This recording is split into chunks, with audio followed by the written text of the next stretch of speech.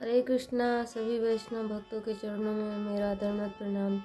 मैं राधिका प्राण वल्लभ देवी दासी स्वागत करती हूँ अपने चैनल में।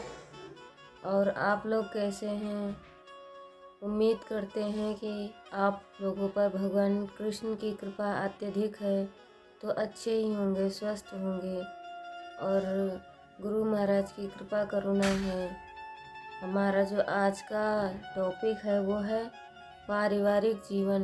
परम पूज्य मेरे गुरु महाराज जी हैं, जो उनके माध्यम से लिखी हुई पुस्तक है।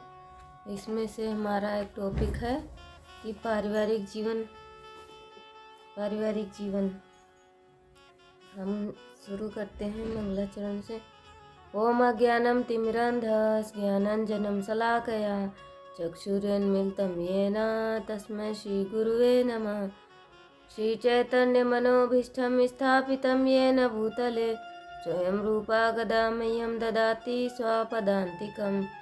वन्देऽहं श्रीगुरु श्रीयुतपदकमलं श्रीगुरान् वैष्णवं श्रीरूपं साग्रजातं सहगण रघुनाथं तं सजीवं सावधैतं सावधूतं परिजन कृष्ण चैतन्य देवं श्री राधा कृष्ण पादान् सहगण ललिता श्री विशाखान्वितांश्च नमामि विष्णुपादाय कृष्णप्रेष्ठाय भूतले श्रीमान् कृतुदासधिकारिति नामिने।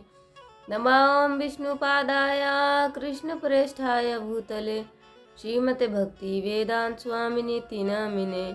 नमस्ते सरस्वती देवे गौरवाणी प्रचारिणे निर्विशेष शून्यवादी पाश्चात्य देश तारिणे। नमो महावदन्याय कृष्ण प्रेम प्रदायते कृष्णाय कृष्ण चैतन्य नामिने गौरतुसे नमः। जय श्री कृष्ण चैतन्य प्रभु नित्यानंदन श्री अद्वैत गदाधर श्रीवासादि गौर भक्त वृंद। हरे कृष्णा कृष्णा कृष्णा हरे हरे, हरे राम राम राम हरे हरे। जगत गुरु श्रील प्रभुपाद की जय, अनंत कोटि वैष्णव भक्त वृंद की जय, गुरु महाराज की जय। हरे कृष्णा। तो पारिवारिक जीवन कैसा होना चाहिए? महाराज जी यहाँ पे लिख रहे हैं कि गृहस्थ जीवन का मुख्य मानदंड है एक दूसरे की अपेक्षाओं का सामंजस्य, क्योंकि पति व पत्नी विविध जीवन शैलियों की पृष्ठभूमि में से आते हैं, जिससे उनके विचार व अनुभव भिन्न भिन्न होते हैं और उन्हें सब अपने जीवन में अनुकूल लक्ष्य, उचित दृष्टिकोण और समरसता का समावेश साझा करना होगा। मनुस्मृति के अध्याय 6 श्लोक नंबर 89 के अनुसार गृहस्थ आश्रम को चारों आश्रमों में से सर्वश्रेष्ठ माना जाता है, क्योंकि यह शेष तीनों आश्रमों को सहयोग व समर्थन देता है, जैसे वानप्रस्थ आश्रम, ब्रह्मचर्य का पालन, वानप्रस्थ, गृहस्थ। ये चारों आश्रमों में से सबसे श्रेष्ठ गृहस्थ आश्रम है। वानप्रस्थ, गृहस्थ, संन्यास। तो वेद और स्मृति प्रमाण के अनुसार सभी आश्रमों में से गृहस्थ आश्रम को सर्वश्रेष्ठ आश्रम माना गया है, क्योंकि यह आश्रम अन्य तीन आश्रमों को आश्रय देता है। ये जो तीन आश्रम है, जो वो गृहस्थ आश्रम इन तीन आश्रमों को आश्रय देता है। गृहस्थ को सदैव परिश्रम से धन अर्जित करना चाहिए। धन संचय के लिए उसे किसी भी प्रकार के अवैध साधन प्रयोग नहीं करने चाहिए। उसे अर्जित धन शुद्ध करने के लिए धन का कम से कम 10% भाग दान करना चाहिए। विवाह होने पर एक गृहस्थ अपनी पत्नी के लिए तब तक आर्थिक रूप से उत्तरदायी है जब तक वह संन्यास नहीं ले लेता। तो अपनी पत्नी की तब तक उत्तरदायित्व है जब तक वह संन्यास आश्रम नहीं ले लेता। जब संन्यास आश्रम ले लेता है तो उसका आर्थिक स्थिति में मदद नहीं कर सकता। श्रीमद् भगवद गीता के चौथे अध्याय के 26वें श्लोक के तात्पर्य में श्रील प्रभुपाद लिखते हैं, यौन जीवन, मादक द्रव्य सेवन और मांसाहार मानव समाज की सामान्य प्रवृत्तियां हैं, किंतु संयमित गृहस्थ कभी भी यौन जीवन तथा अन्य इंद्रिय तृप्ति के कार्यों में अनियंत्रित रूप से प्रवृत्त नहीं होता। इसी प्रत्येक उद्देश्य से प्रत्येक सभ्य समाज में धर्म विवाह का प्रचलन है। यहाँ संयमित अनासक्त यौन जीवन भी एक प्रकार का यज्ञ है। जो वैवाहिक जीवन है, यौन जीवन भी एक प्रकार का यज्ञ है। यह कैसे है कि अपनी पत्नी के साथ ही रहें, अन्य किसी के साथ में अवैध संबंध ना रखें, क्योंकि संयमित गृहस्थ उच्चतर दिव्य जीवन के लिए अपनी इंद्रिय तृप्ति की प्रवृत्ति की आहुति दे देता है।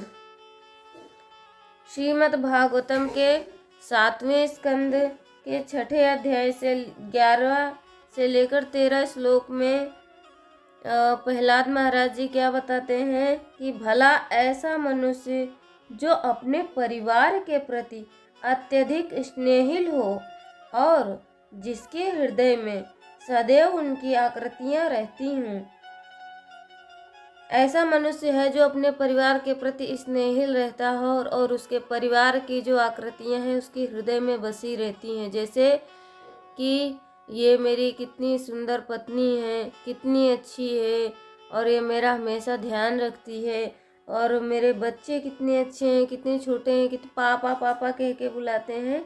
तो ये आकृतियाँ उसके हृदय में रहती हैं।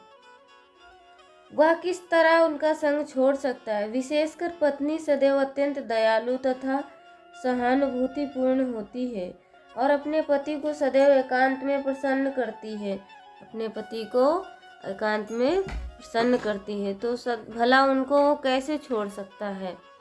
उनको नहीं छोड़ सकता। जो एक मनुष्य है जो ऐसी प्रिया तथा स्नेहिल पत्नी संगति का त्याग करता हो, छोटे छोटे बालक तोतली बोली बोलते हों जो सुनने में अत्यंत मधुर लगती है और उनके सदैव उनके मधुर शब्दों के विषय में सोचते रहते हैं, वह भला उनका संग किस तरह छोड़ सकता है? किसी भी मनुष्य को अपने वृद्ध माता पिता, अपने पुत्र तथा पुत्रियां भी अत्यंत प्रिय होते हैं। पुत्री अपने पिता की अत्यंत लाडली होती है। अपनी ससुराल में रहती हुई भी वह उसके मन में बसी रहती है। जो पुत्री होती है, लड़की, वो अपने पिता की अत्यंत स्नेहिल और प्रिय होती है। वो ससुराल में होती भी है तब भी वो अपने पिता के हृदय में रहती है।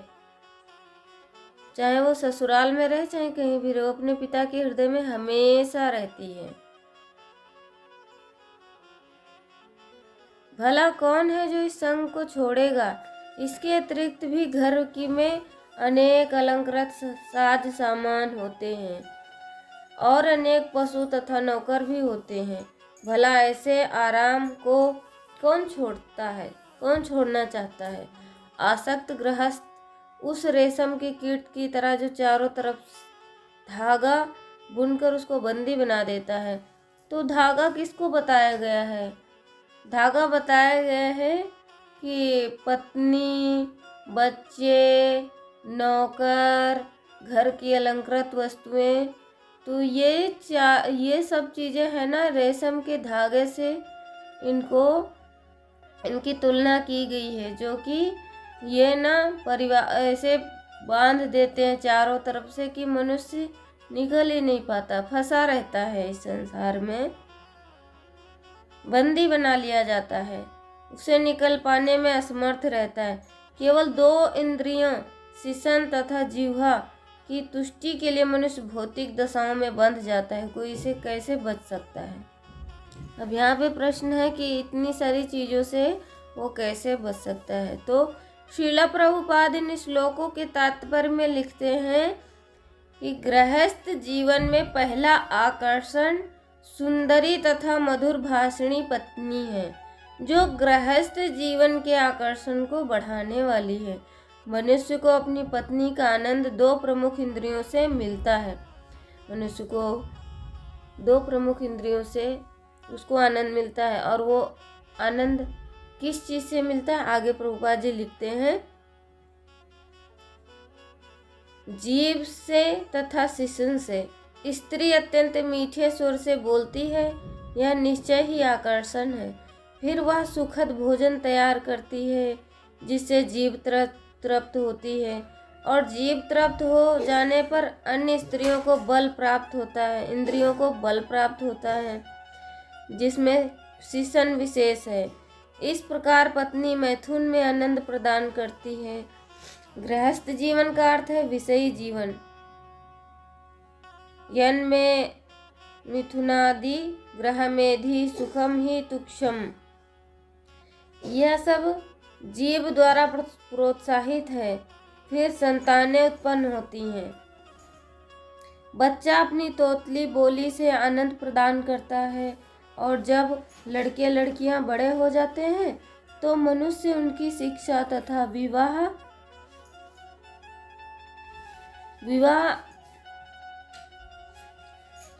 में व्यस्त हो जाता है। फिर अपने माता पिता भी होते हैं, जिनकी देख रेख करनी होती है। मनुष्य सामाजिक वातावरण में तथा अपने भाई बहनों को प्रसन्न करने में लग जाता है। वह घरेलू कामकाज में इस तरह व्यस्त हो जाता है कि उन्हें छोड़ पाना असंभव हो जाता है। इस प्रकार गृहस्थ जीवन एक अंधा कुआं है। गृहस्थ जीवन एक अंधा कुआं है। ग्रहम अंधकूपम बन जाता है, जिसमें मनुष्य गिर जाता है। ऐसे व्यक्ति के लिए उसमें से निकल पाना तब तक मुश्किल रहता है जब तक कोई बलवान मनुष्य, अर्थात बलवान मनुष्य यहाँ पर किससे तुलना की जा रही है? गुरु ही उसकी सहायता ना करे, अर्थात गुरु उसकी सहायता ना करें, क्योंकि गुरु आध्यात्मिक उपदेशों की रस्सी से पतित मनुष्य की सहायता करते हैं। जो आध्यात्मिक है, गुरु ही जो बलवान, शारीरिक रूप से बलवान नहीं, आध्यात्मिक रूप से ज्ञान में, तो हमें कौन बचा सकता है? हमें गुरु ही बचा सकते हैं। गुरु बचा सकते हैं, और वो कैसे बचाएंगे? आध्यात्मिक उपदेशों की रस्सी से। जब हम अंधकूप में गिर जाते हैं तो हमें कौन बचाएगा? गुरु ही बचाएंगे ना। बलवान पुरुष, बलवान मनुष्य। तो बलवान मनुष्य कौन है? गुरु। और गुरु कैसे बचाते हैं? कैसे हमें बचाते हैं? आध्यात्मिक उपदेश की रस्सी से। पतित मनुष्य की सहायता करते हैं। पतित मनुष्य को चाहिए कि इस रस्सी का सहारा ले, और तब गुरु या भगवान कृष्ण उसे अंधकूप से बाहर निकाल सकते हैं। निकाल लेंगे ना। जब जरा सा भी मनुष्य को होश आएगा, वो तब तक बेहोश ही रहता है। मनुस्मृति में वर्णन है, यदि कोई अपनी पीढ़ियों को सर्वश्रेष्ठ बनाना चाहता है तो उसे बुरी संगति त्याग देनी चाहिए और अच्छे लोगों के साथ जुड़ना चाहिए, अर्थात उन लोगों के साथ जुड़ना चाहिए जो शास्त्रों के आदेशों का पालन कर रहे हैं। विकर्मी, जो शास्त्रों के विरुद्ध कार्य करता है, की संगति नहीं करनी चाहिए। शास्त्रों का पालन करने वाले लोगों में वे भक्त सर्वश्रेष्ठ हैं जो भगवान कृष्ण को अपने जीवन का केंद्र बनाकर पूजा करते हैं। यदि कोई ऐसे भक्तों को निरंतर संग प्राप्त कर लेता है तो वह अपनी सभी पीढ़ियों को कृष्ण लोक तक पहुंचा देता है, जो प्रत्येक प्राणी का सर्वोच्च लक्ष्य है। एक आश्रम वह जीवन है जो आध्यात्मिक कार्य सदैव चलते रहते हैं। एक आश्रम है वहाँ जहाँ आध्यात्मिक कार्य सदैव चलते रहते हैं और व्यक्ति परम पुरुषोत्तम भगवान की शरण लेता है। किसी भी आश्रम का प्राथमिक उद्देश्य परम पुरुषोत्तम भगवान कृष्ण के प्रति समर्पण करना है। गृहस्थ आश्रम में सेवा का मुख्य केंद्र श्री कृष्ण है। गृहस्थ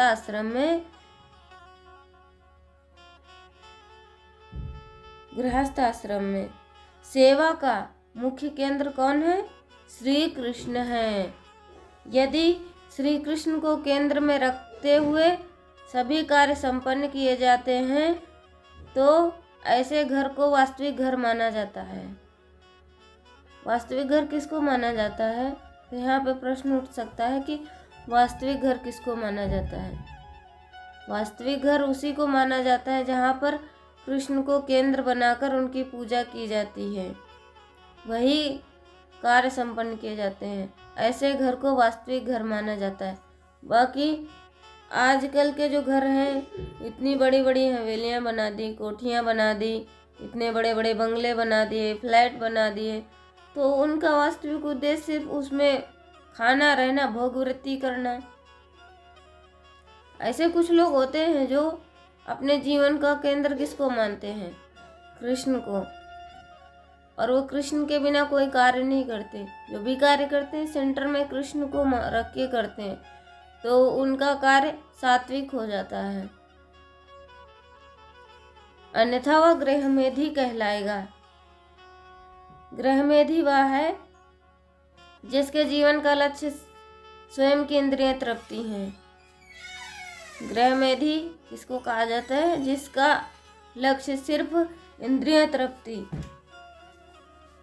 जबकि गृहस्थ वह है जहाँ कृष्ण की इंद्रिय तृप्ति का जीवन लक्ष्य है। दोनों में अत्यधिक अंतर है। गृहस्थ को पता होना चाहिए कि उसके लिए इंद्रिय तृप्ति सीमित है और उसे अनुमति प्राप्त नियमों के अनुसार कार्य करना चाहिए। वह दुख में गृहस्थ को पता होना चाहिए कि उसके लिए इंद्रिय तृप्ति सीमित है और उसे अनुमति प्राप्त नियमों के अनुसार कार्य करने चाहिए। वह दुख में नहीं है। जैसा कि सांसारिक लोग ऐसे भक्तों के विषय में अनुमान लगाते हैं कि इसके विपरीत वे आनंद में स्थित हैं, भगवान कृष्ण की उत्तम रूप से सेवा कर रहे हैं, और ऐसे लोग एक दूसरे की सहायता करके आध्यात्मिक रूप से प्रगति करते हुए एक आदर्श गृहस्थ जीवन व्यतीत कर सकते हैं। ऐसे गृहस्थ दंपति की सेवा करने के लिए उनके द्वारा शुभम और मंगलम प्रतीक्षा करते हैं। पति को इंद्रिय तृप्ति जनित संकट संबंधी ज्ञान होना चाहिए, अन्यथा इसके दुष्परिणाम होते हैं, और इस प्रकार के कार्यकलापों में दृढ़ता पूर्वक दूर रहना चाहिए। इस प्रकार की स्थिति से बचा जा सकता है यदि वह किसी भी कार्य को करने से पूर्व अपनी पत्नी को विश्वास में लेकर उससे परामर्श कर लेता है। ऐसे पति को यह समझना चाहिए कि भौतिक आसक्तियों से कुछ भला नहीं होगा, क्योंकि वे उसे कष्ट पहुंचाती हैं, वह भगवत भक्ति में बाधा उत्पन्न करती हैं। इसीलिए वह निश्चयात्मक रूप से सच्चे मन से अपनी मूर्खतापूर्ण आसक्ति का पश्चाताप करता है और भगवान की दया की प्रतीक्षा करता है। पत्नी को अपने पति का सहयोग करना चाहिए, उसे सदा इंद्रिय संयम के लाभों का स्मरण कराना चाहिए, उसे सदैव अपने पति के दोषों की ओर संकेत नहीं देना चाहिए। पत्नी को हमेशा ये नहीं कहना चाहिए कि तुम्हारे अंदर ये कमी है, उसको हमेशा ये नहीं इंगित करना चाहिए, संकेत नहीं करना चाहिए, बल्कि कुशलता पूर्वक अपने पति के प्रति प्रेम, सहयोग व स्नेहपूर्ण व्यवहार करते हुए उसे समुचित पथ प्रदर्शित करना चाहिए। अब है सहयोग। गृहस्थ का प्राथमिक कर्तव्य सेवा करना है। सेवा करते समय कई बाधाएं आ सकती हैं और कभी कभी ये बाधाएं भयानक रूप धारण करके अस्वीकार्य परिस्थितियां उत्पन्न कर सकती हैं, किंतु फिर भी पति और पत्नी के सहयोग और सद्भाव से गृहस्थ आश्रम के भाव को बनाए रखा जा सकता है। पति पत्नी दोनों को जीवन में कई सुख सुविधाओं को त्यागने और प्रतिकूल परिस्थितियों का सामना करने के लिए तैयार रहना चाहिए। और धैर्य हमारी संस्कृति का गुण है। धैर्य हमारी संस्कृति का गुण है, किसी भी विपरीत परिस्थिति का सामना करने के लिए इस पर शास्त्रों में पर्याप्त निर्देशन दिए गए हैं और उन्हीं के आधार पर हमारा पालन पोषण हुआ है। ऐसे कई उदाहरण हमारे वैदिक साहित्य में उपलब्ध हैं जहाँ लीलाओं के माध्यम से जीवन की अनेक व्यवहारिक समस्याओं का हल किया गया है। दंपति के लिए अत्यधिक आसक्ति ठीक नहीं है, क्योंकि वह आधिपत्य का कारण बन सकती हैं और अन्यों को अपने कर्तव्यों को उचित रूप से करने में बाधित कर सकती हैं। पति और पत्नी दोनों की विचारधारा इस प्रकार होनी चाहिए। पति सोच सकता है मेरी पत्नी भगवान की अच्छी तरह से सेवा करने में मेरी सहायता कर रही है और वह भगवान की है और मैं ऐसी वैष्णवी की देखभाल कर रहा हूँ। पति को ये सोचना चाहिए कि मेरी पत्नी कितनी अच्छी है जो मेरी सहायता कर रही है कृष्ण की भक्ति में, और ऐसी वैष्णवी भक्त की मैं देखभाल कर रहा हूँ। पत्नी सोच सकती है मेरा पति भगवान का प्रतिनिधि है और मुझे उनकी सेवा करनी चाहिए, जिससे भगवान उनके माध्यम से उस सेवा को स्वीकार कर लें। मुझे अपने व्यवहार में सतर्क रहना होगा जिससे उनकी सेवा भावना को ठेस ना पहुँचे। ऐसा सहयोग की देवता भी प्रशंसा करते हैं। स्त्री का स्वभाव पुरुष से भिन्न होता है। वह अपने पति के समक्ष अपनी भावनाओं और समस्याओं को रखती है ताकि उसका पति उस पर ध्यान दे। यदि ऐसी परिस्थिति में पति का उत्तम श्रोता भी भूमिका प्राकृतिक रूप से बहुत ही आकर्षक, सुकुमार और कोमल होता है और मनोवैज्ञानिक रूप से उसका शरीर पुरुषों को आकर्षित करने और उनके द्वारा नियंत्रित होने के लिए होता है। उनका शरीर पुरुषों की भांति शारीरिक रूप से प्रबल नहीं होता। उनकी हर समय रक्षा और देखभाल की जानी चाहिए। भक्ति रसामृत सिंधु में श्रीला प्रभुपाद लिखते हैं, जब श्री कृष्ण जो हास परिहास में परम दक्ष है, परिजात वृक्ष को सत्यभामा के प्रांगण में आरोपित कर दिया तो विदर्भ नंदिनी रुक्मिणी देवी को बहुत ईर्ष्या हुई, परंतु अपनी स्वाभाविक सुशीलता के कारण उन्होंने उसे व्यक्त नहीं होने दिया। अतः रुक्मिणी के यथार्थ मनोभाव को नहीं जान सका। यह प्रच्छन्न स्पर्धा का उदाहरण है। नियमित दिनचर्या गृहस्थ को नियमित द्वारा जो कुछ मिल जाए उसे स्वीकार करना चाहिए। उसे एक नियमित दिनचर्या का पालन करना चाहिए जिससे वह एक उत्तम भक्त बनने की अवधारणा पर सुदृढ़ हो सके और उसका ध्यान भक्ति में सेवा पर केंद्रित हो सके। प्रातः काल जल्दी उठना और स्नान करना एक उत्तम अभ्यास है। उन्हें श्री विग्रहों का अभिवादन और पूजा अवश्य करनी चाहिए। उन्हें निर्धारित संख्या में ध्यान पूर्वक भक्ति भाव सहित जप करना चाहिए। यह भक्ति में सेवा का एक महत्वपूर्ण अंग है। गृहस्थ को तुलसी देवी की पूजा और उनकी उत्कृष्ट देखभाल करनी चाहिए। श्रीमद् भागवत और श्रीमद् भगवत गीता जैसे ग्रंथों का प्रतिदिन श्रवण व अध्ययन करने से पति पत्नी का संबंध प्रगाढ़ होता है। एक गृहस्थ को अपने भगवान को भोग अर्पित करना चाहिए और वैष्णव और ब्राह्मणों को प्रसाद वितरण करना चाहिए। उन्हें सतोगुणी भाव में दान करना चाहिए। एक गृहस्थ को नियमित रूप से कृष्ण भावनामृत में प्रचार व मंदिर निर्माण के लिए दान करना चाहिए। गृहस्थ जीवन का एक और अनिवार्य अंग है यज्ञ करना सर्वोत्तम है। संकीर्तन यज्ञ में भाग लेना चाहिए। भगवान की भक्ति में सेवा गृहस्थ जीवन की महत्वपूर्ण विशेषता है।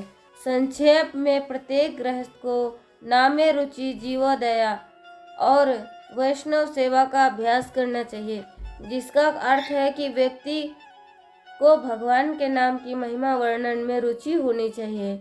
ऐसे जीवों के प्रति दयालु होना चाहिए। वैष्णव या भक्तों की सेवा करनी चाहिए। पति के सेवा करना। एक पत्नी को अपने पति की शुद्ध अंतःकरण और निष्ठा से देखभाल और सेवा करनी चाहिए। इसे वैदिक कार्यकलापों में गौरवशाली माना जाता है। इस तथ्य पर बल देने वाले कई प्रमाण उपलब्ध हैं और कुछ उल्लेख नीचे किए गए हैं। जब वनवास के समय भगवान राम अपनी धर्मपरायणा पतिव्रता सीता देवी के साथ वन में विचरण कर रहे थे, तब वे अत्रि मुनि के आश्रम में गए, जहाँ मुनि चित्रकूट वन की दक्षिणी परिधि में अपने पत्नी अनुसुईया के साथ रहते थे। सीता देवी के साथ वार्तालाप के मध्य में माता अनुसुईया इस विषय में सूचित करती हैं कि एक पत्नी को अपने पति के साथ कैसा व्यवहार करना चाहिए। प्रथम वाक्य है, उन्हें माता सीता ने कहा, अत्यंत भाग्यशाली संसार उन स्त्रियों की प्रतीक्षा करते हैं जिनके लिए उनका पति प्रिय है, चाहे वह नगर या वन में रहता हो, चाहे वह पापी हो या पुण्यात्मा हो। उत्तम स्वभाव वाली स्त्रियों के लिए पति श्रेष्ठ देवता है। जो उत्तम स्वभाव वाली स्त्रियां हैं उनका पति कौन है? उनके लिए श्रेष्ठ देवता है। चाहे वह अभद्र व्यवहार वाला हो, चाहे वह अभद्र व्यवहार वाला हो, तब भी वो उसके लिए देवता है। अनैतिक अथवा धर्महीन ही क्यों न हो, अनैतिक हो चाहे वो धर्म विहीन क्यों न हो, वे असाध्वी स्त्रियां जिनका हृदय काम वासनाओं के अधीन है, जो अपने पति पर भी शासन करती हैं, जिन्हें सदाचार और दुराचार का ज्ञान ही नहीं है, उपरोक्त विधि में से वे अपने पति का अनुसरण नहीं करती। हे सीते, ऐसी स्त्रियां अनुचित कर्मों में फंसकर धर्म को भ्रष्ट हो जाती हैं और उन्हें अपयश की प्राप्ति होती है। जो अपने पति पर अपने पति जो असाध्वी हैं, साध्वी के भी गुण सीता जी में बताए गए और असाध्वी के गुण भी बताए गए हैं कि जो जिनका हृदय काम वासनाओं के अधीन है, जो अपने पति पर शासन करती हैं, जिन्हें सदाचार और दुराचार का ज्ञान नहीं है, वो कहाँ जाती हैं? वो अपयश को प्राप्त होती हैं और उनका धर्म भ्रष्ट हो जाता है।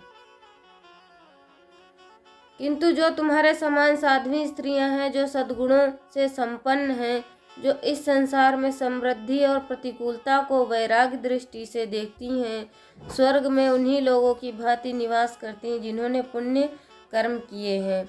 अतः वे इस प्रकार अपने स्वामी के प्रति निष्ठावान, स्थापित नियमों का पालन करते हुए अपने पति के लिए निष्कपट पत्नी बन जाती हैं और श्रेष्ठता व यश प्राप्ति करती हैं। सीता देवी ने उन्हें उत्तर दिया, हे धर्मचारिणी, इन शिक्षाओं के साथ साथ मेरे स्वजन द्वारा भी जो उपदेश दिए गए हैं, मैं उन्हें भूली नहीं हूँ। स्त्री के लिए पति की आज्ञा पालन के अतिरिक्त अन्य किसी तपस्या की आवश्यकता नहीं है। स्त्री अगर अपने पति की आज्ञा का पालन कर रही है तो स्त्री को अन्य कोई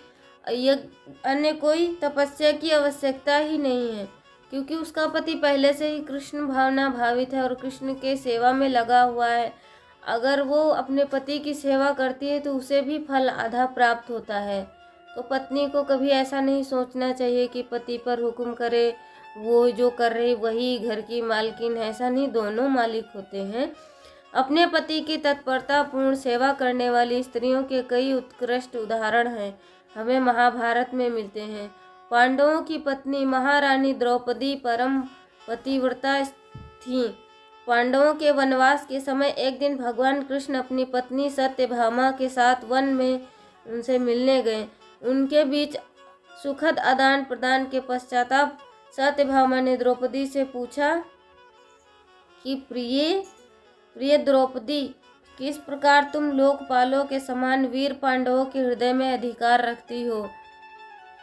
वो कैसे तुम्हारे वश में रहते हैं? तुम पर कभी कुपित नहीं होते? कृपया कुछ उपाय बताओ जिससे कृष्ण सदा सर्वदा मेरे वश में रहें। तो कौन पूछ रहा है? सत्यभामा पूछ रही है देवी द्रौपदी से कि तुम अपने पति को किस प्रकार वश में रखती हो, तुम पर कभी कुपित नहीं होते, ऐसे मुझे उपाय बताओ जिससे मैं कृष्ण मेरे वश में रहें। द्रौपदी ने मुस्कुराते हुए उत्तर दिया, एक स्त्री का शाश्वत सद्गुण अपने पति का चिंतन और उनकी सेवा पर आधारित है। उसका पति ही उसका एकमात्र आश्रय है, उसका प्रभु उसका सब कुछ है। फिर वह उसे लेस मात्र आघात पहुँचने कि सोचे भी क्यों। अपने किसी भी कार्यकलाप के मध्य में कभी भी अपने पतियों की इच्छा के विरुद्ध कार्य नहीं करती हूँ, उनके निर्देशों का पालन करती हूँ और कभी भी अपनी सास के विषय में अपशब्द नहीं बोलती हूँ। सत्यभामा ने पूछा, क्या यही सब कुछ है? द्रौपदी ने उत्तर दिया, नहीं, अन्य पहलू भी हैं। मेरे पतियों के प्रति मेरे व्यवहार की विधि, उदाहरण के लिए मैं सदा अहंकार और काम क्रोध को छोड़कर पांडवों और उनकी अन्य स्त्रियों की भी सेवा करती हूँ। अपनी इच्छाओं को अपने मन में ही समेटकर मैं निरहंकार भाव से अपने पतियों की सेवा कर उनका मन रखती हूँ। अपने मुख से कोई बुरी बातें निकलने की आशंका से मैं सावधान रहती हूँ और अन्य किसी पुरुष या दृष्टिपात पर भी नहीं करती हूँ। मैं अपने पति से पूर्व कभी स्नान नहीं करती, ना ही कभी भोजन ग्रहण करती हूँ, ना ही कभी शयन करती हूँ। जब वे किसी कार्यवश घर से बाहर जाते हैं तो मैं श्रृंगार भी नहीं करती हूँ, अपितु तपस्या करती हूँ। जब पति घर लौटते हैं तो मैं सदैव उनकी सेवा करने की इच्छा में व्यस्त रहती हूँ और कभी उनसे दूर नहीं होती हूँ। मैं कुछ भी ऐसी इच्छा नहीं रखती या स्वीकार करती जो उन्हें पसंद नहीं है और सदैव उनके मंगल की कामना करती हूँ और उनके निर्देशों का पालन करती हूँ। मैं दान दक्षिणा, दरिद्रों की सहायता, धर्म पालन, संबंधियों की सेवा करने आदि के संबंध में अपनी सास के निर्देशों का नम्रता और नियमों के साथ निसंकोच पालन करती हूँ। इस प्रकार मैं अपने सभी सदाचारी, विनम्र और सत्यवादी पतियों की सेवा करती हूँ। एक पतिव्रता पत्नी मात्र अपने पति की सेवा करके और उसे प्रसन्न रखकर ही उनकी आध्यात्मिक उन्नति में सहभागी बन सकती है। यदि एक पत्नी भक्त ना भी हो, फिर भी ऐसी सेवा मात्र से वह अपना भाग्य प्राप्त करती है। उसे हम राजकुमारी देवहूति के उदाहरण से समझ सकते हैं, जो राजा स्वयंभू मनु की सबसे सुंदर और गुणी पुत्री थी। उन्हें परम पवित्र ऋषि कंदर मुनि को विवाह में सौंप दिया गया था। विवाह के पश्चात वे अपने पति के साथ वन में तपस्विनी बनकर रहीं और अनेक कठिनाइयों के होते हुए भी उन्होंने निसंकोच समर्पण के भाव से अपने पति की तपस्याओं के कारण उन्होंने अपना आकर्षण, सुंदरता, शरीर की आभा खो दी और पीली, भंगुर और दुबली हो गई। देवहूति के समर्पण और निष्ठा को देखकर कंदर मुनि उनसे बहुत प्रसन्न हुए और उन्हें आवश्यक सुविधाएं प्रदान की। साथ ही ऐसी व्यवस्था भी की जिससे उन्हें अपना लुप्त सौंदर्य पुनः प्राप्त हो गया। ऐसा ही उत्कृष्ट उदाहरण वृंदा देवी का है, जो शंखचूड़ नामक असुर की पत्नी थी। वह परम पतिव्रता थी। उनके सतीत्व के कारण शंखचूड़ इतना शक्तिशाली हो गया कि देवता भी उनके युद्ध से में अपना उनका वध नहीं कर पाते थे। अतः देवताओं की प्रार्थना पर भगवान विष्णु उनकी सहायता करने के लिए तैयार हो गए। एक दिन भगवान विष्णु शंखचूड़ का रूप धारण कर रानी वृंदा के महल में गए। उन्होंने रानी का आलिंगन किया और कहा कि हम युद्ध जीत गए। तुरंत वृंदा देवी ने अपने पतिव्रता खो दी और शिव जी ने युद्ध क्षेत्र में अपने त्रिशूल द्वारा शंखचूड़ का वध कर दिया। जिस प्रकार ब्रह्मचर्य पुरुष की शक्ति है, सतीत्व स्त्री की शक्ति है, इसी प्रकार एक उदाहरण सांडिली नामक एक पतिव्रता स्त्री थी। वह अपने पति कौशिक के प्रति पूर्णतया समर्पित थी। एक दिन उनके पति को एक वेश्या का संग करने की इच्छा हुई, लेकिन उनके पति के कुष्ठ रोग के कारण वेश्या उनके साथ शयन के लिए तैयार नहीं थी।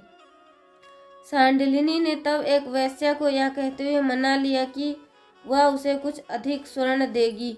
वेश्या ने इस शर्त पर स्वीकृति दी। सांडिलिनी के पति को उसके घर आना पड़ेगा। चूंकि पति रोगी था, सांडिलिनी स्वयं अपने कंधे पर अंधेरी रात में पति को वेश्या के घर ले जा रही थी। रास्ते में उनके पति का शरीर मांडव्य ऋषि को छू गया और सूली पर कष्ट झेल रहे थे। ठोकर लगने के कारण ऋषि का कष्ट बढ़ गया और उन्होंने उनके पति को इस प्रकार शाप दिया कि तुम जो भी हो कल सूर्य नहीं देखोगे। अपने पति को श्रापित देख सांडिलिनी ने कहा, यदि ऐसा है तो सूर्य क्षितिज पर उदित नहीं होगा। उनकी पतिव्रता के कारण 8 दिनों तक सूर्य नहीं हुआ और देवता संकट में पड़ गए। अतः देवताओं ने अनुसुईया देवी से सांडिलिनी को प्रसन्न करने का अनुरोध किया। अनुसुईया देवी ने उनका अनुरोध स्वीकार किया और सांडिलिनी को सूर्यदेव होने के लिए मना लिया तथा उनके पति को फिर से जीवित करने का वचन दिया।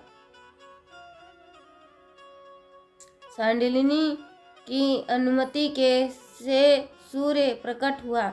उनके पति की मृत्यु हो गई। अनुसुईया देवी ने उन्हें फिर से जीवित कर दिया। सती अनुसुईया की पतिव्रता की शक्ति से सांडिलिनी का पति रोग से भी मुक्त हो गया। पतिव्रता पत्नी की शक्ति और अधिक बढ़ जाती है यदि वह भगवान कृष्ण की भक्त है। श्रीला प्रभुपाद श्रीमद् भागवतम के प्रथम स्कंद के 10वें अध्याय के 16वें श्लोक के तात्पर्य में कहते हैं, यह लज्जा स्त्रियों को प्रकृति का वरदान है और इससे उनकी सुंदरता तथा प्रतिष्ठा में वृद्धि होती है, भले ही वे उच्च कुल की ना हो भी हों या कम सुंदर हों। हमें इसका निजी अनुभव है। एक मेहतरानी स्त्रियोचित लज्जा के कारण अनेक भद्र पुरुषों की श्रद्धा भाजन बनी रहती थी। सड़क पर घूमने वाली अर्धनग्न नारियां सम्मान नहीं प्राप्त कर पाती, लेकिन एक लज्जाशील मेहतरानी सबों के समान सम्मान पाती है। सड़क पर जो अर्धनग्न नारियां सम्मान नहीं प्राप्त कर पाती हैं, लेकिन जो एक मेहतरानी होती है वो लज्जाशील होने से वो सम्मान पाती है। मानव सभ्यता मनुष्य को माया के चंगुल से छूटने में सहायक बनने के लिए, जैसा कि भारत के ऋषियों मुनियों की संकल्पना थी, स्त्री की भौतिक सुंदरता मोह है, क्योंकि शरीर वास्तव में पृथ्वी, जल, अग्नि, वायु इत्यादि से बना हुआ है।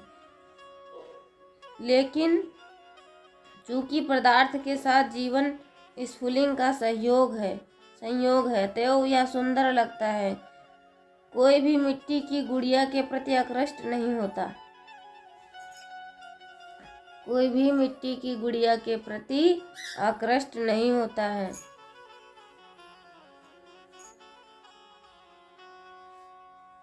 यद्यपि यह दूसरों का ध्यान आकृष्ट करने के उद्देश्य से उत्तम बनाई गई है।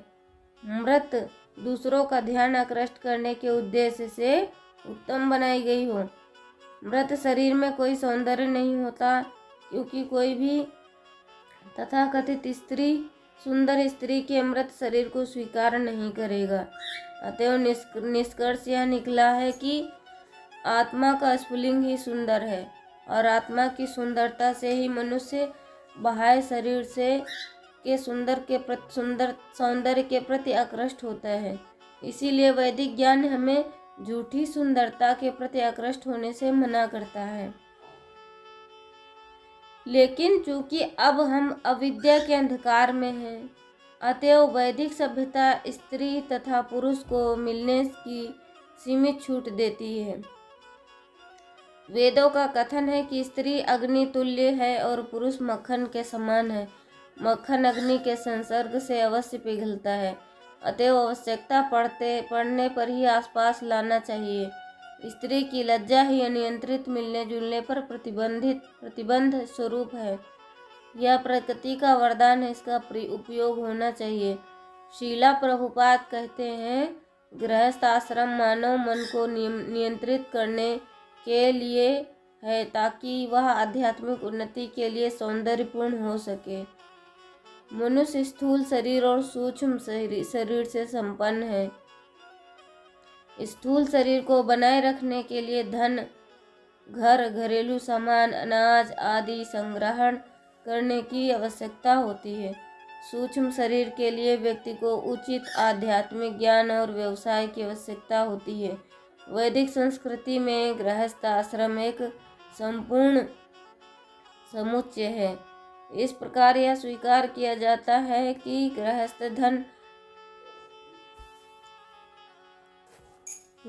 धन को अर्जित कर सकता है, गृहस्थ और अन्य सुविधाएं प्राप्त कर सकता है। शास्त्रों के अनुसार उसे कृष्ण भावना भावित संतान प्राप्त करने के लिए सीमित इंद्रिय तृप्ति की अनुमति है, जिसमें यौन क्रिया भी सम्मिलित है। श्रीला प्रभुपाद एक तात्पर्य में बताते हैं, एक स्त्री के लिए धर्म का पहला सिद्धांत है अपने पति की सेवा करना। श्रीला प्रभुपाद बताते हैं कि एक स्त्री के लिए धर्म का पहला सिद्धांत है अपने पति की सेवा करना। पति और पत्नी दोनों को अपने गुरु के निर्देशों का पालन करना चाहिए कि वह कृष्ण भावनामृत के लिए उचित वातावरण बना सके। पत्नी को अपने पति से भगवान राम के समान होने की अपेक्षा नहीं करनी चाहिए। एक पत्नी को अपने पति को भगवान राम के समान होने की अपेक्षा नहीं करनी चाहिए यदि वह स्वयं सीता माता का अनुसरण नहीं कर रही है, या इसके विपरीत पति और पत्नी दोनों को आदर्श गृहस्थ के पदचिन्हों पर चलने का प्रयास करना चाहिए, एक दूसरे की सेवा करनी चाहिए और कृष्ण भावनामृत में प्रसन्न रहना चाहिए। पति भले ही कनिष्ठ भक्त हो, फिर भी पत्नी को उसकी सेवा करनी चाहिए। वृद्धों की देखभाल। सामान्यतया प्रत्येक मनुष्य में वृद्धों के प्रति शिष्टाचार, सम्मान और सेवा का भाव होना चाहिए। मनुष्य को माता पिता और वृद्धों की उपेक्षा नहीं करनी चाहिए और उनकी उचित देखभाल करनी चाहिए। उन्होंने हमारे लिए हमारा पालन पोषण और हमें आत्मनिर्भर बनाने के लिए अपना पूरा जीवन लगा दिया। हमारा उद्देश्य होना चाहिए कि कृष्ण भावनामृत विकसित करने और मानव जन्म के कर्तव्यों को पूर्ण करने में हम उनका सहयोग करें। यदि वे पहले से ही कृष्ण भावना भावित हैं तो हमें पवित्र स्थलों पर जाने में उनकी सहायता व समर्थन करना चाहिए और उन्हें नियमित रूप से श्रीमद् भगवद गीता और श्रीमद् भागवतम का श्रवण कराएं। घर पर कृष्ण भावना भावित वातावरण विकसित करें, जिससे घर के वृद्ध भी अपनी आध्यात्मिकता को विकसित करते हुए स्फूर्ति का अनुभव करें। वृद्धों के साथ व्यवहार करते समय असावधान, अभिमानी और कठोर नहीं होना चाहिए। हमें उनके सहयोग करते हुए यह प्रयत्न करना चाहिए कि हम उनके निर्णयों और आदतों को नीचा ना दिखाएं। साथ ही शांत रहते हुए उनकी वृद्धावस्था की यात्रा में सहायता करने के लिए हमें सदैव तत्पर रहना चाहिए। श्रीमद् भागवतम के 12वें स्कंद के 3 अध्याय के 42वें श्लोक में कहा गया है कि न रक्षस्यन्ति मनुजा स्थाविरो पितरावपि पुत्रान् भार्या च कुलांजाम क्षुद्रा शिशूनादम्भरः। लोग अपने वृद्ध माता पिता, अपने बच्चों या अपनी सामान्य पत्नियों की रक्षा नहीं कर सकेंगे। वे अत्यंत पतित होकर अपने उदरों तथा जननांगों की तुष्टि में लगे रहेंगे। इस श्लोक के तात्पर्य में श्रीला प्रभुपाद के शिष्य लिखते हैं, इस युग में अनेक लोग अपने माता पिता को एकांत या प्रायः वृद्धावस्था निजी निकेतनों में भेज रहे हैं। यद्यपि उनके माता पिता ने अपने बच्चों की सेवा करने में अपना सारा जीवन बिता दिया था। चैतन्य महाप्रभु ने अपनी माता पिता को आश्वासन दिया था कि उन्हें एक गृहस्थ बनकर अपने माता पिता की सेवा करनी चाहिए और इस प्रकार उन्हें पूरी तरह संतुष्ट रखना चाहिए। इसीलिए यदि हम गृहस्थ जीवन की उसी अवस्था में हैं तो उन्हें भी निर्देशों का पालन करना चाहिए, संतानों का लालन पालन। जैसा कि श्रीमद् भागवतम के 5वें स्कंद के 5वें अध्याय के 18वें श्लोक में कहा गया है कि जो अपनी आश्रित को बारंबार जन्म मृत्यु के पथ से न उबार सके, उसे कभी भी गुरु पिता पति या माँ आराध्य देव नहीं बनना चाहिए। जन्म के समय सभी को स्वाभाविक रूप से एक माता पिता मिलते हैं, फिर भी वास्तविक माता पिता वे हैं जो अपनी संतानों को अपने आने वाली मृत्यु के चंगुल से मुक्त कर सकते हैं, और यह केवल कृष्ण भावनामृत में उन्नत है।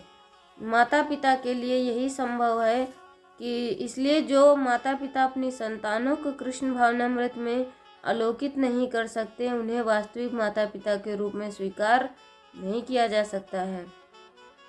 किसी को पिता तभी बनना चाहिए जब वह अपनी संतानों को कृष्ण भावना भावित बनाने का सामर्थ्य रखता है, वह प्रयत्न करता है, तभी उसका जीवन सफल होता है। यदि किसी की संतान नहीं है तो उसे अत्यधिक चिंतित नहीं होना चाहिए और न ही भावनात्मक रूप से व्याकुल होना चाहिए। उसे मानव जीवन के प्राथमिक लक्ष्य को सदैव ध्यान में रखकर उसके अनुसार आध्यात्मिक गुरु और कृष्ण की पूर्ण उत्साह के साथ सेवा करने का प्रयास करना चाहिए, क्योंकि यदि कोई कृष्ण भगवान की सेवा करता है तो उसका उद्धार होगा। तो यहाँ पर यही बताया जा रहा कि यदि किसी के संतान नहीं हो रही है तो उसको चिंतन नहीं करना चाहिए, उसे परेशान नहीं होना चाहिए। वो क्या कर सकता है, अपने जीवन का उद्धार कर सकता है। वो कैसे? गुरु और कृष्ण की सेवा करके। तो जिनके भी संतानें नहीं हो रही हैं तो उन्हें चिंता नहीं करनी चाहिए। उनके लिए शास्त्रों में यही बताया गया है गुरु महाराज की बुक में कि उनको गुरु और कृष्ण की सेवा करनी चाहिए और अन्य इंद्रिय तृप्ति नहीं करनी चाहिए। कृत्रिम साधन का उपयोग नहीं करना चाहिए कि हम कैसे भी करके एक बच्चे को गोद ले लें। यदि आप ये सोच के देखिए, यदि आपके जीवन में संतान होती तो आपको पहले ही मिल जाती। तो जो सुख आप लाना चाह रहे हैं, प्राप्त करना चाह रहे हैं, वो सुख आपको वो संतान जिसको आप गोद लिए हैं या कहीं से लिए हैं वो नहीं देगी तो वही दुख का कारण बनेगी।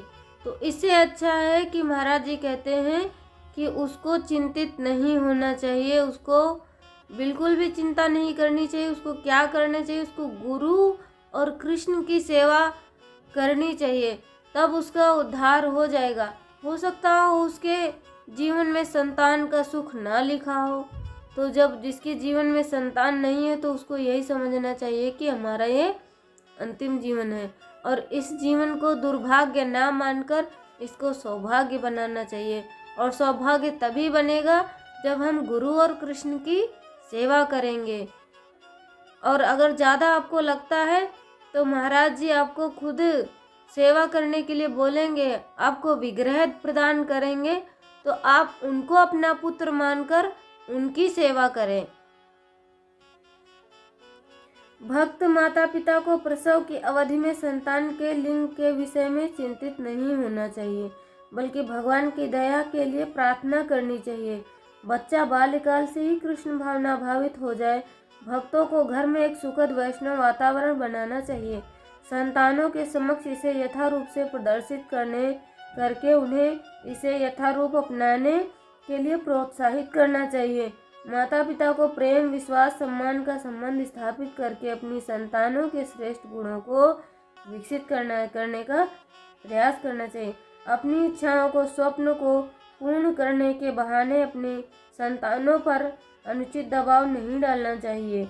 वे व्यक्तिगत रूप से अपने निर्णय लेने का अधिकार रखते हैं, फिर भी संतानों को अपने भक्तिमय जीवन में सुधार के लिए हमें मार्गदर्शन और समर्थन उन्हें प्रदान करना चाहिए, क्योंकि वर्तमान काल में संसार आध्यात्मिक शिक्षा से वंचित है। माता पिता को अपने बच्चों के साथ समय व्यतीत करना चाहिए और भक्ति सेवा के बहाने घर से दूर रहकर उपेक्षा नहीं करनी चाहिए। उन्हें अपने साथ ले जाया जा सकता है और सुनिश्चित किया जा सकता है कि उनका व्यक्तिगत रूप से संरक्षण व देखभाल की जा रही है। चाणक्य पंडित निर्देश देते हैं कि बच्चे को 5 वर्ष की आयु तक भरपूर स्नेह दिया जाना चाहिए। चाणक्य पंडित उपदेश दे रहे हैं, निर्देश की बच्चे को 5 वर्ष तक की आयु में उनको संपूर्ण स्नेह दिया जाना चाहिए। 5 से 15 वर्ष की आयु तक आवश्यकता अनुसार अनुशासित करना चाहिए।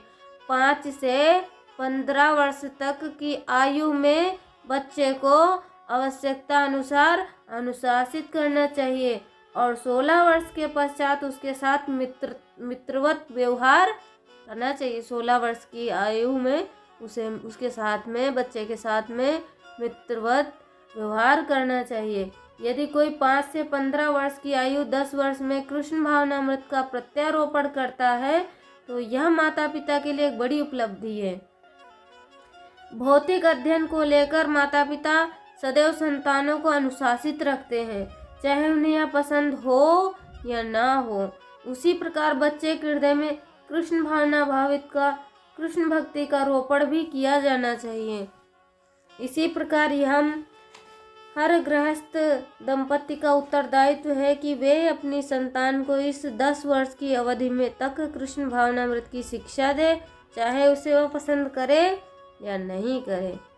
5 से 15 वर्ष की आयु तक बच्चों को कृष्ण भावनामृत की शिक्षा उसी प्रकार देनी चाहिए जिस प्रकार हम उन्हें बलपूर्वक भौतिक शिक्षा देते हैं। तो बच्चे को जिस प्रकार हम पढ़ने के लिए प्रेरित करते हैं, उसको दंडित भी करते हैं, उसको समझाते हैं भौतिक शिक्षा के लिए, तो उसी प्रकार हम आध्यात्मिक शिक्षा भी दे सकते हैं कृष्ण भावना भावित की। जिस प्रकार हम उन्हें बलपूर्वक शिक्षा देते हैं। माता पिता की ओर से यह विचार है कि संतानों को कृष्ण भक्ति का चयन करने की स्वतंत्रता देनी चाहिए। एक बड़ा दोष है, आध्यात्मिक ज्ञान भौतिक शिक्षा से कई गुना अधिक महत्वपूर्ण है। माता पिता स्वयं इस तथ्य को अस्वस्थ नहीं होते, अतः वे संतानों के जीवन में भौतिक शिक्षा को महत्वपूर्ण समझकर उसी पर बल देते हैं जो एकमात्र भ्रम है। तो जो भौतिक शिक्षा है वो एक भ्रम है, तो माता पिता क्या करते हैं, सिर्फ उसी पर बल देते हैं। अगर कोई कृष्ण की सेवा करना भी चाहे तो माता पिता सोचते हैं अरे ये तो पंडित बन जाएगा, ये घर छोड़ दे देगा तो हमारी सुख की लाठी चली जाएगी। तो ऐसा माता पिता को बिल्कुल भी नहीं सोचना चाहिए कि हमारी सुख की लाठी चली जाएगी। परंतु यदि कोई संतान को हर परिस्थिति में सुरक्षित करना चाहता है तो उसे इस समीकरण से परिचित होना चाहिए, भौतिक शिक्षा माइनस आध्यात्मिक शिक्षा बराबर कष्टमय जीवन। भौतिक शिक्षा आध्यात्मिक शिक्षा आनंदमय जीवन। तो भौतिक शिक्षा आध्यात्मिक शिक्षा कष्टमय जीवन है और भौतिक शिक्षा आध्यात्मिक शिक्षा आनंदमय। श्रीमद् भागवतम के 12वें स्कंद के 3 अध्याय के 42वें श्लोक में तात्पर्य में श्रीला प्रभुपाद के शिष्य लिखते हैं, इस युग में तरुण बच्चों को अनेक प्रकार से सताया जाता है। हाल के वर्षों में बच्चों में आत्महत्या की घटनाओं में नाटकीय अभिवृद्धि हुई है, क्योंकि उनका जन्म स्नेही धार्मिक माता पिता से अपितु अधम स्वार्थी स्त्री पुरुष से होता है। तो बच्चे जो आत्महत्या कर रहे हैं ना, तो उनका जन्म ना आध्यात्मिक माता पिता से हुआ ही नहीं है। और कैसे माता पिता से हुआ है, जो स्वार्थी, अधर्मी, अधम। वस्तुतः बच्चे प्राय इसलिए जन्म लेते हैं क्योंकि गर्भ निरोधक गोली या ऐसी ही कोई अन्य गर्भ निरोधक युक्ति असफल हो गई। ऐसी परिस्थितियों में माता पिता के लिए बच्चे का यथोचित मार्गदर्शन कर पाना अत्यंत कठिन है। आध्यात्मिक विद्या से सामान्यतया अनजान माता पिता अपने बच्चों को मुक्ति के मार्ग पर नहीं ले जा पाते हैं और इस प्रकार पारिवारिक जीवन में अपना प्रारंभिक उत्तरदायित्व पूरा नहीं कर पाते हैं। इसलिए केवल आध्यात्मिक शिक्षा ही संपूर्ण आनंद के तुल्य हो सकती है। माता पिता को अपने बच्चे की आयु के अनुसार उनके उनसे हरे कृष्णा महामंत्र का जाप करवाने में उन पर दया नहीं करनी चाहिए। यह बाद में उन्हें फिर से सामान्य आध्यात्मिक जीवन में वापस आने में सहायता करेगा। तो जब बच्चे हरे कृष्णा महामंत्र का जाप नहीं करें तो उन पर दया नहीं करनी चाहिए, क्योंकि ये बाद में जब आध्यात्मिक जीवन में आएंगे तो यही मंत्र उन्हें सहायता करेगा। अन्य स्त्रियों के साथ गृहस्थ पुरुषों का व्यवहार। एक पुरुष अपनी पत्नी के अतिरिक्त सभी स्त्रियों को अपनी माता समझना चाहिए। पुरुषों को भली भांति ज्ञात होना चाहिए कि गृहस्थ आश्रम उन्हें अन्य स्त्रियों के साथ स्वतंत्र रूप से घुलने मिलने की अनुमति नहीं देता, क्योंकि यदि कोई ऐसा करता है तो वह माया में गिरना निश्चित है। शीला प्रभुपाद इस संबंध में टिप्पणी करते हैं कि पुरुष अन्य स्त्री के मध्य संपर्क अग्नि और मक्खन के समान है, इसीलिए अन्य स्त्रियों के शारीरिक संपर्क से बचना चाहिए। यह नियम विवाह के पश्चात भी लागू होता है। पुरुष को अन्य स्त्रियों के प्रति सम्मानजनक व्यवहार करना चाहिए। कोई अन्य पुरुष या अन्य स्त्री के साथ केवल उतना ही संवाद कर सकता है जितना उस कार्य के लिए आवश्यक हो। यदि विवाहित है तो अन्य स्त्रियों से वार्तालाप करते समय उसकी पत्नी के साथ उपस्थित होना आवश्यक है। ऐसी सेवा नहीं ग्रहण करनी चाहिए जिससे अन्य स्त्रियों के साथ घुलने मिलना सम्मिलित होना, ताकि स्त्रियों को पवित्रता बनी रहे। शास्त्रों में तीव्र कथन दिए गए हैं जो अन्य स्त्रियों के साथ व्यवहार करते समय हमें सावधान रहना चाहिए।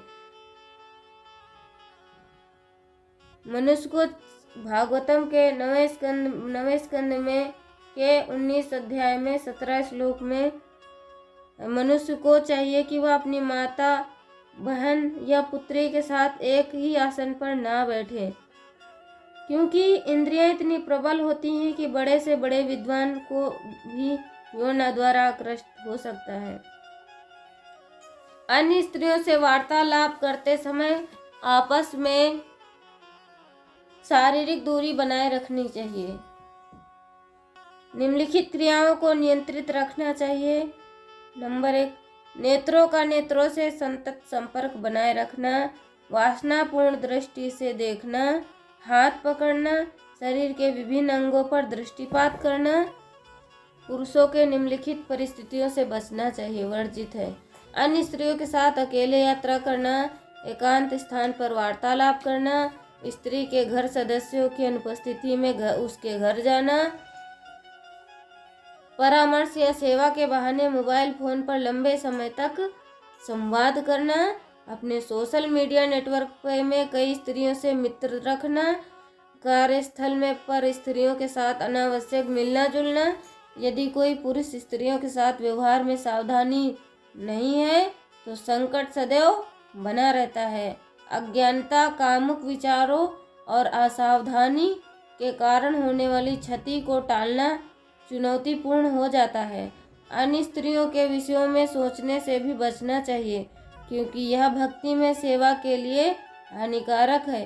किसी भी समस्या के लिए पुरुष भक्तों से ही परामर्श लेना चाहिए, इसीलिए स्त्रियों के साथ व्यवहार में अत्यंत सावधानी बरतनी चाहिए। अन्य पुरुषों के साथ गृहस्थ स्त्रियों का व्यवहार। वार्तालाप के समय शीला प्रभुपाद ने से पूछा गया, एक स्त्री को अन्य पुरुषों को किस रूप में देखना चाहिए? उत्तर था, हाँ, यदि मैं स्त्री को माता के रूप में देखता हूँ तो वह मुझे पुत्र के रूप में देखेगी। बस इतना ही, यही प्रणाली है। संपूर्ण संसार विपरीत लिंग के प्रति आकर्षण के चारों ओर घूमता है। स्त्रियों को अन्य पुरुषों के साथ व्यवहार करते समय विशिष्ट लक्षण का प्रदर्शन करना चाहिए। स्त्रियों को अपने पति या पिता की अनुपस्थिति में कभी भी अन्य पुरुषों के साथ व्यवहार नहीं करना चाहिए। अन्य अनुभवी वरिष्ठ स्त्रियों से परामर्श प्राप्त करना चाहिए, और यदि पुरुष द्वारा भक्त परामर्श प्रदान किया जाता है तो ऐसी स्थिति में उनके पति को उनके साथ उपस्थित होना चाहिए। स्त्री को अपने पति के माध्यम से अन्य आश्रमों में स्थित पुरुषों के साथ व्यवहार करना चाहिए। स्त्री के लिए ब्रह्मचारी और सन्यासी की सबसे उत्तम सेवा है यह है कि उनसे दूरी बनाए रखे और उन्हें आकर्षित करने का प्रयास ना करे। जो ब्रह्मचारी हैं, सन्यासी हैं, उनसे दूरी बनाए रखे और उन्हें आकर्षित करने का प्रयास ना करे और इस प्रकार उनके संयम की प्रतिज्ञा को बनाए रखे। स्त्रियों को वैष्णव वस्त्र पहनने चाहिए, विशेषतः साड़ी, और या गुरु या अन्य सन्यासियों के समीप जाते समय अपने सिर को ढक के रखना चाहिए और उनसे एकांत स्थान पर मिलने से बचना चाहिए। स्त्रियों को ध्यान आकर्षित करने वाले कार्यों से बचना चाहिए, जैसे ऊंचे स्वर में हंसना, अनुचित वस्त्र पहनावा, चमकीले गहरे रंग पहनना, चंचल मनोभाव, सार्वजनिक रूप से चुटकुले सुनना, अभद्र मुस्कान, भावनाओं का सार्वजनिक प्रदर्शन, बिना किसी वास्तविक या आपातकाल के कारण पुरुषों के समूह के साथ मध्य घूमना, सोशल मीडिया नेटवर्क में कई पुरुष सदस्य रखना आदि। स्त्रियों के प्रत्येक गतिविधि अन्य पुरुषों के लिए रुचि का कारण होती है, इसीलिए स्त्रियों को अत्यधिक सतर्क रहना चाहिए। शोषण की स्थिति से बचने का प्रयास करना चाहिए।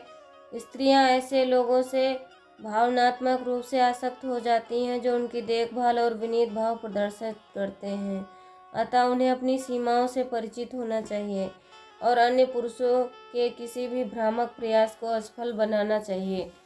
कभी कभी पुरुष किसी सुंदर स्त्री के माता पिता के प्रति काफ़ी प्रेम दिखाते हैं। उनका मुख्य उद्देश्य उनकी सेवा नहीं बल्कि छल कपट द्वारा उनकी पुत्री को प्राप्त करना होता है। समाज के ऐसे पुरुषों से सावधान रहना चाहिए। कभी कभी पुरुष आवश्यकता पड़ने पर धन, उपहार, सेवाएं आदि के द्वारा स्त्री को आकर्षित करना चाहते हैं और यह दिखाते हैं कि वे स्वभाव से मिलनसार, मित्रवत और सहायक हैं। ऐसे लोग अति धूर्त होते हैं, अनुचित लाभ उठाने वाले शोषक होते हैं। अतिथियों की सेवा करना। संस्कृत में अतिथि आ प्लस तिथि, अतिथि का अर्थ है जो बिना किसी पूर्व सूचना के अतिथि हमारे घर आता है। अपनी परंपरा में हम अतिथि को भगवान का प्रतिनिधि मानते हैं। अतिथि देवो भवः, चाहे वह भक्त हो या ना हो। यदि वह भक्त है तो गृहस्थ को वैष्णव सेवा का अवसर प्राप्त होता है। यदि वह भक्त नहीं है तो गृहस्थ को कृष्ण प्रसाद वितरण की सेवा और भक्ति का प्रचार करने का अवसर प्राप्त होता है। इसीलिए अपने घर पर अतिथियों का स्वागत करना सदैव उत्तम होता है। उनकी देखभाल ठीक से की जानी चाहिए और उन्हें हमारे घर आकर संतुष्टि का अनुभव होना चाहिए। अतिथि को प्रसन्न और संतुष्ट करने के लिए विश्राम के लिए एक उचित स्थान, अच्छा प्रसाद, मनोरम बातचीत और कुछ उपहार और उनको सुखद अनुभूति देना पर्याप्त है। अर्चन विधि। श्रील प्रभुपाद कहते हैं, गृहस्थ शिष्य श्री विग्रह की पूजा करने के लिए है। यदि हम अर्चन विधि से संलग्न हो तो जीवन की सभी विसंगतियों स्वतः ही समाप्त हो जाएंगे। आदौ श्रद्धा तथा साधु संगोयस्थ भजन क्रिया। श्री चैतन्य चरितामृत मध्य लीला। यह अर्चन विधि भजन क्रिया का एक अंग है। इसमें अनर्थ निवृत्ति स्यात्। यदि हर घर इस अर्चन विधि में लग जाए तो अनेक अवांछित वस्तुएं नष्ट हो जाएंगी। तब आपको सिनेमा देखने, रेस्टोरेंट जाने, धूम्रपान करने अथवा अनावश्यक वार्ता करते हुए समय नष्ट करने में कोई रुचि नहीं हो रहेगी और आपका स्वयं जीवन उत्तमता से परिपूर्ण हो जाएगा। अनेक निरर्थक वस्तुएं स्वतः समाप्त हो जाएंगी। श्रीमद् भगवद गीता के प्रवचन में श्रीला प्रभुपाद कहते हैं, गृहस्थ भक्त सामान्यतया भौतिक कार्यकलापों में संलग्न रहते हैं और इसीलिए उन्हें श्री विग्रह पूजा करनी चाहिए। गृहस्थ भक्तों को चाहिए कि वे गुरु द्वारा दिए गए निर्देशों तथा उपयुक्त प्रबंध द्वारा विग्रहों की अर्चना करें। अर्चन का विशेष प्रयोजन अपने आप को शुद्ध तथा स्वच्छ रखना चाहिए। गृहस्थ भक्तों को स्वच्छता का आदर्श प्रस्तुत करना चाहिए। श्रीमद् भागवतम के 7वें स्कंद के 5वें अध्याय के 24 श्लोक के तात्पर्य में श्रील प्रभुपाद लिखते हैं, सामान्यतः यदि गृहस्थ भक्त मंदिर से 15 किलोमीटर की दूरी के भीतर रहते हैं तो उन्हें मंदिर में शिव विग्रहों की सेवा करने और घर में उन विग्रहों का चित्र रखने का परामर्श दिया जाता है। आप तो कुछ भी भोजन करना चाहते हैं तो उसे पहले शिव विग्रहों को अर्पित करना चाहिए। यदि आप मंदिर में शिव विग्रहों की सेवा करते हैं तो आपके घर के श्री विग्रह की सेवा स्वतः हो जाती है। सुरक्षा। सामान्यतया लोगों में यह भ्रांति है कि पति रक्षक है और स्त्री दुर्बल है, परंतु सुरक्षा के संदर्भ में पत्नी भी पति को अवांछित मार्ग, बुरी संगति, पापपूर्ण कार्यों और अभद्र विचारों से सुरक्षित रखने में महत्वपूर्ण भूमिका निभाती है। वह इंद्रियों के रक्षक के रूप में कार्य करती है और अपने पति को हर समय उचित परामर्श देती है। एक पत्नी को अपने पति का इस प्रकार सहयोग देना चाहिए कि उसका पति उसके प्रेम में से बाध्य हो जाए और कभी भी जानबूझकर कोई अनुचित कार्य करने के विषय में ना सोचे। जैसा कि पूर्व उल्लिखित है कि वैदिक शास्त्र इस बिंदु पर प्रकाश डालते हैं। रामायण में जब सुग्रीव बाली को द्वंद्व युद्ध के लिए चुनौती देता है तो बाली की पत्नी तारा संकट को भांपते हुए उसे चेतावनी देती है, परंतु बाली उस चेतावनी को अनसुना कर देता है और मृत्यु को प्राप्त होता है। इस प्रकार रावण ने सीता देवी को मुक्त करने के लिए अपनी पत्नी मंदोदरी से उत्तम परामर्श पर ध्यान नहीं दिया। तत्पश्चात रावण भगवान राम द्वारा मृत्यु को प्राप्त हुआ। महाभारत में गांधारी अपने पति धृतराष्ट्र को उचित परामर्श देती है, परंतु धृतराष्ट्र ने अपनी पत्नी की बात नहीं मानी और अपने दुष्ट पुत्र दुर्योधन का समर्थन करता रहा। अंततः उसने युद्ध में अपने सभी सौपुत्रों को खो दिया। इसलिए पति को स्वयं की उन्नति के लिए अपनी पत्नी द्वारा दिए गए परामर्श पर विचार करना चाहिए और अपने सनकी स्वभाव से उसे रद्द नहीं करना चाहिए। पति को चाहिए कि वह पत्नी को उसके पिता के घर जाने की अनुमति प्रदान करे। विभिन्न आध्यात्मिक कार्यकलापों जैसे मंदिर सेवा, आध्यात्मिक आश्रय कार्यक्रमों में सहभागिता, प्रचार प्रसाद बनाना, प्रवचन संपादन, पुस्तक वितरण आदि में उनका समर्थन करके स्वतंत्रता भी प्रदान करे। इसी प्रकार पत्नी को भी समझना चाहिए कि पति उसका हर प्रकार से सुरक्षा करेगा और उसे तथाकथित आधुनिक स्वतंत्रता और स्वतंत्रता के नारों का प्रयोग करने की चेष्टा नहीं करनी चाहिए। उसे अपने निर्णयों में मनमाने ढंग से लागू नहीं करना चाहिए। पति को भावनात्मक रूप से बाध्य करना, झगड़ा करना और पति की चिंता का कारण नहीं बनना चाहिए। स्त्रियों को झगड़ने अतिरिक्त सतर्क रहने, अपनी कल्पनाओं पर चिंतन करने और पति के कार्यकलापों के विषय में संदेह करने से बचना चाहिए। बच्चों की सुरक्षा के संदर्भ में दोनों को अति सतर्क रहना चाहिए। गृहस्थ होना किसी को यह भूलने का अधिकार नहीं देता कि वे भगवान कृष्ण के अभिन्न अंग हैं। उनका प्राथमिक कर्तव्य भगवत ध्यान वापस जाना है। यदि पति इस भौतिक संसार के सांसारिक उत्तरदायित्वों से अत्यधिक आसक्त है तो निश्चित है कि वह माया के चंगुल से पड़ जाएगा और जन्म मृत्यु के चक्कर में फंस जाएगा। इसीलिए व्यक्ति को ब्रह्मचर्य काल से ही वैराग्य का अभ्यास करना चाहिए। उसे सदैव अपने परिवार और कृष्ण भावना भवित बनने का प्रयास करना चाहिए। यदि वे अनुकूल नहीं है तो उसे अपने कर्तव्य और मनोधर्म का पालन करना बंद नहीं करना चाहिए, बल्कि उनकी आध्यात्मिक जागृति को धीरे धीरे पुनर्जीवित करने में सहायता करनी चाहिए। यदि परिवार में सभी भक्त हैं तो गृहस्थ आश्रम को त्याग कर संन्यास ग्रहण करने की कोई आवश्यकता नहीं है। यहाँ तक कि भक्तिमय जीवन के सरल पहलू भी गृहस्थ को अपना आश्रम बनाए रखने में सहायता करते हैं। उन्हें दान और प्रतिग्रहण करने के स्वभाव को धारण करना चाहिए। जैसा कि पहले अध्याय में कहा गया है कि गृहस्थ आश्रम मुख्य केंद्र बिंदु है, अन्य आश्रमों को आर्थिक सहायता देता है। उन्हें अन्य आश्रमों जो भौतिक रोजगार के माध्यम से अपनी आजीविका नहीं कमाते हैं, जैसे ब्रह्मचारी, वानप्रस्थ और सन्यासियों को अपने क्षमता के अनुसार दान देना चाहिए। उत्तरदायित्व और करुणा की भावना गृहस्थ दंपति के लिए एक आभूषण के समान होनी चाहिए। उनके योगदान का उपयोग मंदिरों के निर्माण, प्रचार, आंदोलन के विस्तार में किया जाता है। मुख्य रूप से उनका योगदान अन्य आश्रमों को संपूर्ण संसार में सक्रिय रूप से कृष्ण चेतना का प्रचार करने में सहायता करता है। हरे कृष्णा। घर में पशुओं का पालन। आधुनिक सभ्यता में पशुओं का घर में रखना प्रतिष्ठा का चिन्ह माना जाता है। विभिन्न देशों में लोग अपने जीवन साथी के रूप में विभिन्न प्रकार के पालतू पशु रखते हैं। शास्त्रों के अनुसार घर में पालतू पशु नहीं रखने चाहिए। वेदों में गायों को घर के बाहर रखने की संस्तुति की गई है और गौरक्षा को बहुत महत्वपूर्ण माना गया है। यहाँ तक कि भगवान कृष्ण ने इसकी संस्तुति की है। व्यवहारिक रूप से वृंदावन लीला के द्वारा हमें इसका महत्व प्रदर्शित किया था कि सभी लोगों को भगवान कृष्ण के निर्देशों का पालन करना चाहिए और भक्तिमय सेवा में उन्नति के लिए निर्धारित कर्तव्यों का पालन करना चाहिए।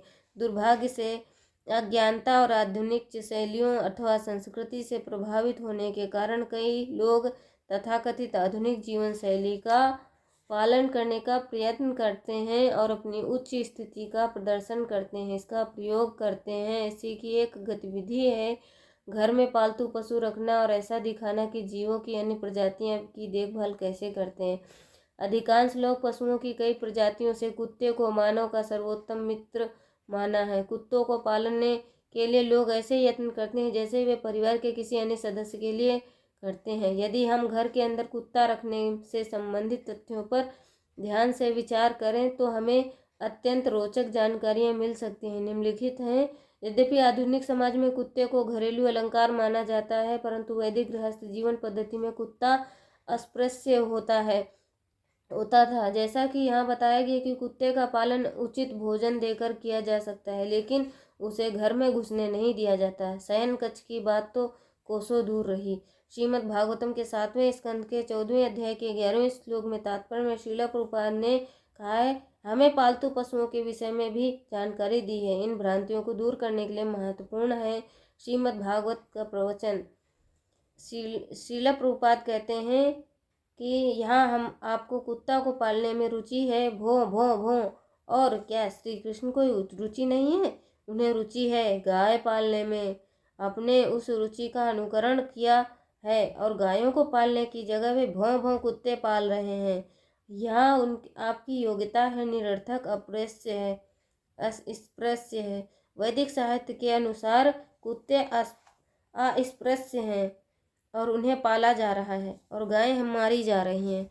और पशुओं के प्रति क्रूरता का अर्थ है बिल्लियों के प्रति क्रूर ना होना। बिल्लियों और कुत्ते और गायों के लिए ओह क्रूरता का कोई प्रश्न ही नहीं है। उनमें आत्मा नहीं है, उन्हें मार दो। यह तुम्हारी सभ्यता है, कुत्ते की सभ्यता। आप समझ सकते हैं। आप कुत्तों को पालते हैं, भौं भौं भौं। और यदि कोई आपके घर आपके देश से में आता है तो आप भी भौं भौं भौं। तुम क्यों आए हो? इमिग्रेशन विभाग, कृपया बाहर जाओ, कृपया बाहर जाओ। यह सभ्यता है। एक वार्तालाप में श्रील प्रभुपाद कहते हैं, सिफिलिस, आयुर्वेद में इसे फैरंग कहते हैं, अर्थात रोग पश्चिमी देशों से आता है। प्रत्येक कुत्ते को सिफिलिस होता है और वे स्त्री को दूषित करते हैं, जिनसे वह रोग पुरुष को मिलता है। वैदिक सभ्यता के अनुसार कुत्ता अस्पृश्य है। अब भारत में भी कुत्ता पालना कुलीनता है। हाँ, विशेषता कटी हुई दुम वाला। अब आधी कटी हुई दुम वाला वही है कुलीन कुत्ता। अब वे नई दिल्ली में कुत्ते की प्रदर्शनी कर रहे हैं। तथाकथित भौतिक रूप से उन्नत देशों में भी कुत्ते का विशेष ध्यान रखा जाता है। इसका परिणाम क्या होगा? एक अन्य वार्तालाप में श्रील प्रभुपाद कहते हैं, हमारी यह प्रकृति का नियम है शुद्ध करना, हम कर रहे हैं। वैदिक सभ्यता के अनुसार आप वास्तव में अस्पृश्य हैं। हम आपको स्पर्श करने आए हैं। इसलिए आपको अपने शुद्ध करना होगा। आप अस्पृश्य हैं। भारतीय सभ्यता में कुत्ता अस्पृश्य है और वही आपका सर्वोत्तम मित्र है, तो स्पर्श करने योग्य नहीं है। इसलिए हमें आपको शुद्ध करना होगा। जब तक आपका मस्तिष्क शुद्ध नहीं होता तब तक आप श्री कृष्ण को नहीं समझ सकते। इसलिए यह आवश्यक है, ठीक है ना। कुत्ता आपका सर्वोत्तम मित्र है। भारत में कुत्ता स्पर्श है। मनुष्य को उसकी संगति से पहचाना जाता है। यदि आपका सर्वोत्तम मित्र कुत्ता है तो आप क्या हैं? हम आपकी स्थिति को समझ सकते हैं, क्योंकि आप कुत्ते के साथ शयन करते हैं, आप कुत्ते के साथ भोजन करते हैं। आपका सर्वोत्तम मित्र कुत्ता है तो आप क्या हैं? आपको शुद्ध करना चाहिए, यह तथ्य है। प्रत्येक स्त्री या प्रत्येक पुरुष के पास कोई ना कोई कुत्ता होता है।